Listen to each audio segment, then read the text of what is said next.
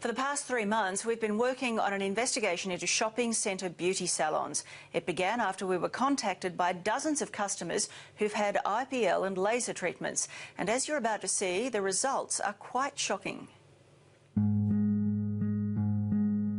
They've disfigured my face. I'm unrecognisable. So I'd really love to know how it went wrong. Look at these. She can close her doors, but I have to go out and face the public every day looking like this. Catherine, would you come out and answer Sharon's questions at all, just about what happened? How did Sharon Carney's face go from this to this? It was just disgusting. It was awful. I didn't even want to look at myself in the mirror. I didn't want anybody to see me. It was just terrible. A massive infection covering her face, leaving the 34-year-old in hospital and on a drip for 2 weeks.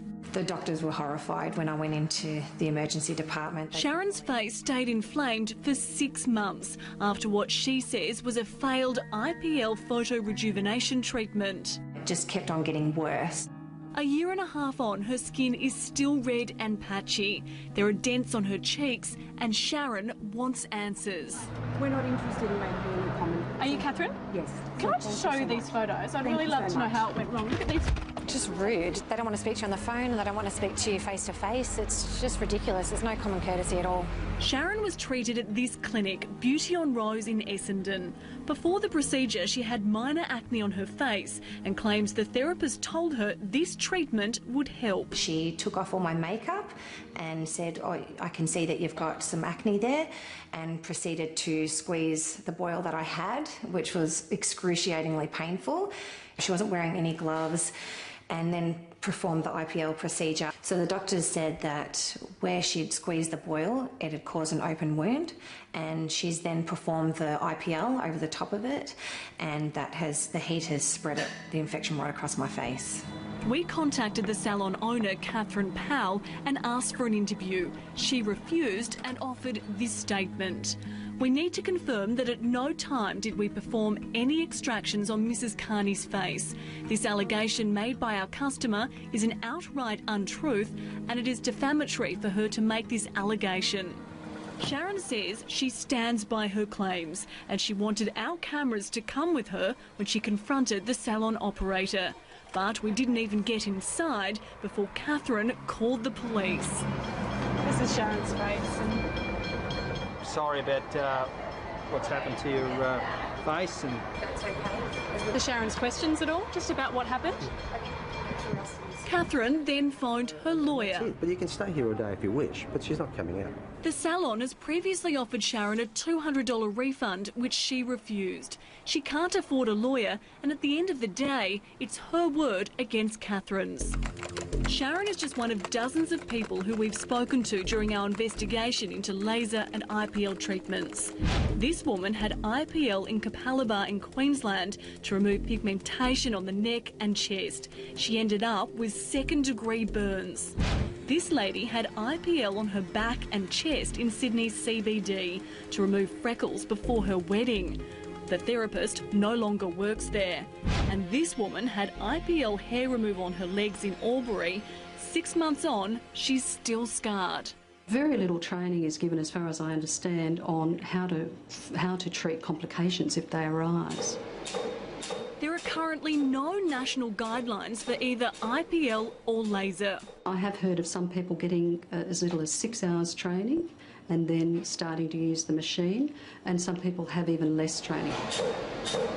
And maybe this lack of training is because literally anyone can buy one of these machines. Just go to Google or eBay and you can find one overseas for just a few $1,000s. That's a pretty small investment when you consider these treatments cost hundreds of dollars for just a few minutes. I would not wish this on anyone, and something needs to be done really quick. Too many people have been hurt and it needs to stop. Rumi had IPL on her legs. She left the salon with more than 100 burns. I just went, "What have you done? What have you done? Like, you've burnt me."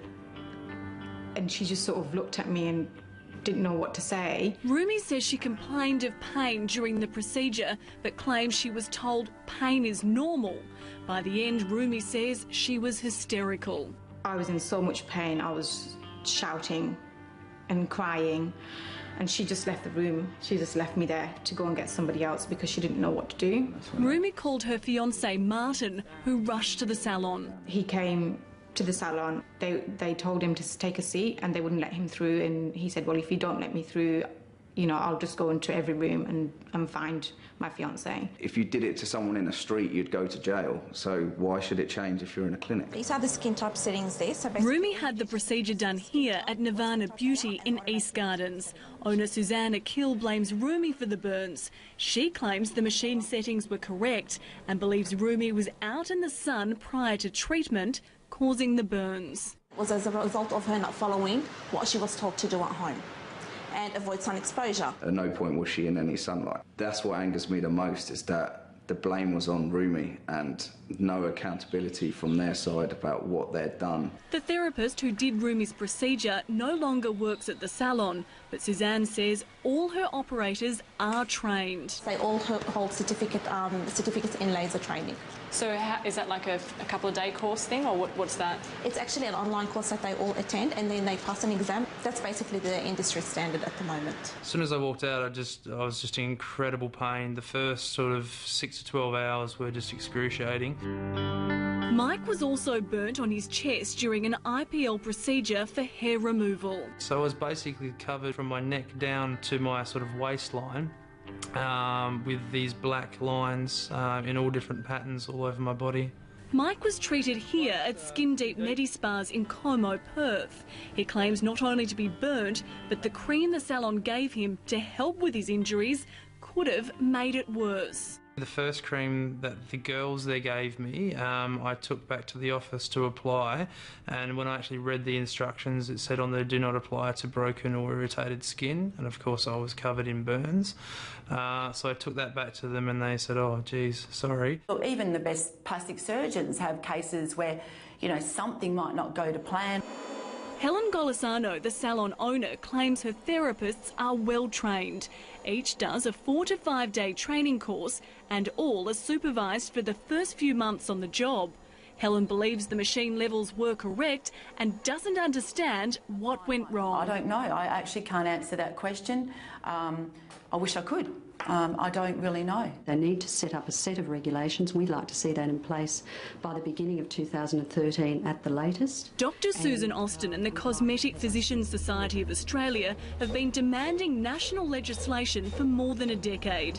There is a federal agency responsible for the area, but since 2001 there's been no action. We would like the regulations to include that people have to have the appropriate qualifications, they have to do the right sort of training, they also have to have professional indemnity insurance, and they have to agree not to treat certain skin lesions. After seeing so many botched or failed procedures, you're probably wondering why this area isn't regulated. Well, we asked the same question, but no one is prepared to talk. Catherine King, the Parliamentary Secretary for Health, who's responsible for this area, refused to comment. The Federal Health Minister, Tanya Plibersek, also said no, and neither provided us with a written statement. So cases like this will continue to happen. How many cases does it take for them to take it seriously? It's completely changed my life and I'm scarred with it for life now. The evidence is mounting now that really they can't put this on the back burner for any longer. It really has to be acted upon right now. Ugly scenes there. And if you've had a bad experience at a shopping centre beauty parlour, we'd like to hear from you by phone, or you can send us an email. And of course, you can follow the story on Facebook or tweet us with your thoughts.